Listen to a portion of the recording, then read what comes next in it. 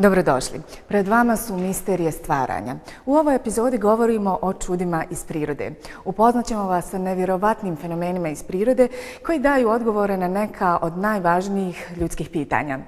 Miroljube, živimo u vrijeme velikih naučnih i tehničkih dostignuća. Mnogi tvrde da je priroda u potpunosti demistificirana i da su dati odgovori na skoro sva pitanja.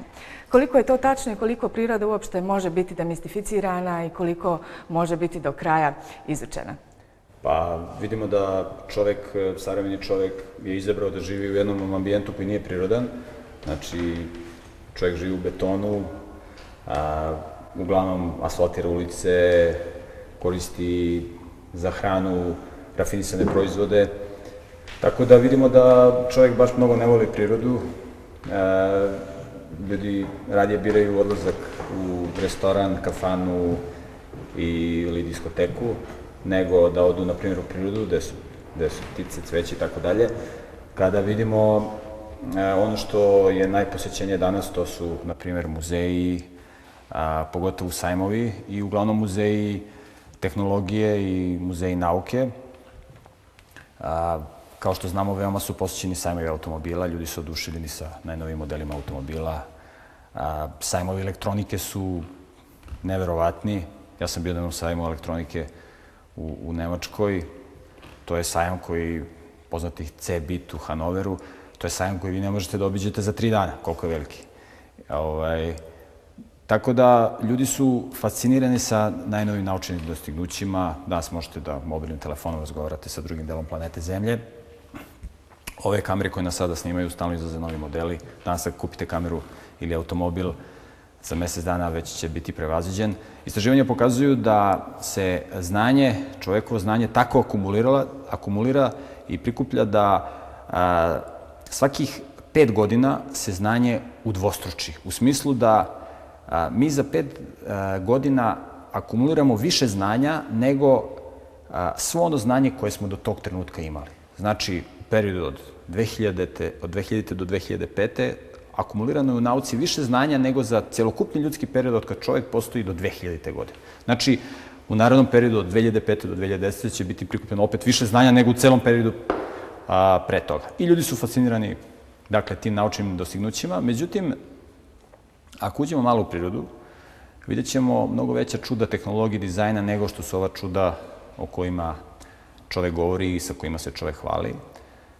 Jedan najobičniji mrav je milijardama i milijardama puta složeniji sistem nego bilo koji Porsche ili Mercedes. Jedan najobičniji insekt, jedan moljac ili komarac je nebrojno puta složeniji sistem nego bilo koji avion ili svemirski brod. Evo ovi insekti ovde koje vidimo, ove predivne leptireve, sve ove šare koje oni imaju i ceo dizajn njihovih krila je determinisan uz pomoć jedne informacije. Naime, u ćelijama ovih leptirova i drugih živih organizama nalazi se jedna specifična informacija koju mi zovemo DNK ili geni. To je jedna informacija koja je mnogo složenija nego bilo koji kompjuterski program koji ljudi koriste.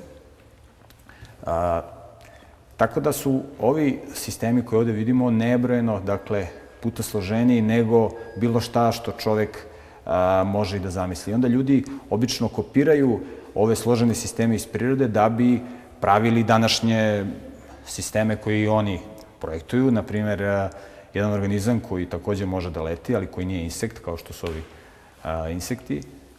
Jedan leteći organizam koji se zove slepi miš. Slepi miš je mala životinja, kao što znamo.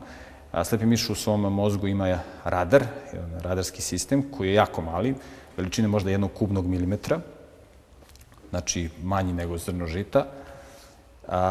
I slepi miš uz pomoć tog radara može da leti, može da lovi drugi insekte na jedan vrlo interesantan način, na jedan, možemo da kažemo, zaista misteriozan način za čoveka, jer čovek tako nešto ne može da konstruiše. Naime, slepi miš ispušta krik kada leti, znači on ispušta krike, on ne vidi, njegove oči ne mogu da detektuju nikakav svetlosni signal, znači on ispušta zvuk, taj zvuk se odbija od drveta ili od insekta, njemu se vraća, njegov radar u glavi detektuje taj zvučni signal koji se vraća, znači on kad leti, on stalno ispušta signale, zvučne signale, te krikove, i on prepoznaje na osnovu tog zvučnog signala koji mu se vraća šta je ispred njega, da li je muva ili drvo ili nešto drugo, i on može to da prepoznaje. Sad zamislite jednu krošnju drveća gde leti stotine i hiljade slepih miševa i oni se nikada ne sudaraju. Svaki slepi miš ima svoj zvuk sa određenim karakteristikama, frekvencijom i talasnom dužinom, i svaki slepi miš prepoznaje svoj zvuk. Znači, nešto zaista superiorno, nešto što čovek ne može ni da sanja da stvori. Znači, vidimo da su ova čuda u prirodi daleko nadmašuju sve ono što je čovek stvorio. Najsloženiji sistem u prirodi je čovek sa svojih 12.000 milijardi ćelija i u svakoj našoj ćeliji se nalazi tolika količina informacije zapisana na molekulu DNK u genima.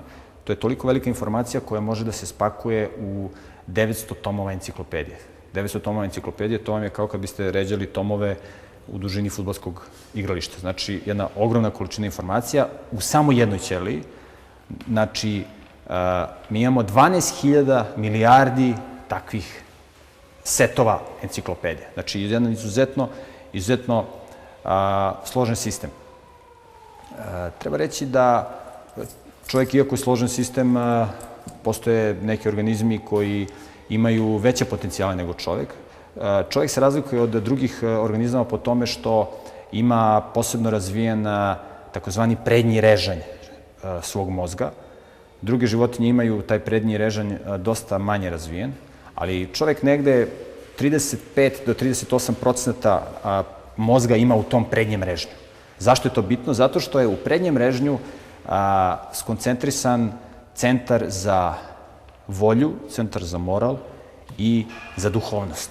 Znači, čovek ima potencijale koje nemaju drugi živi organizmi vezano za moral, za duhovnost, za volju, dok neki drugi organizmi imaju razvijene neke druge centre mozga mnogo bolje nego čovek.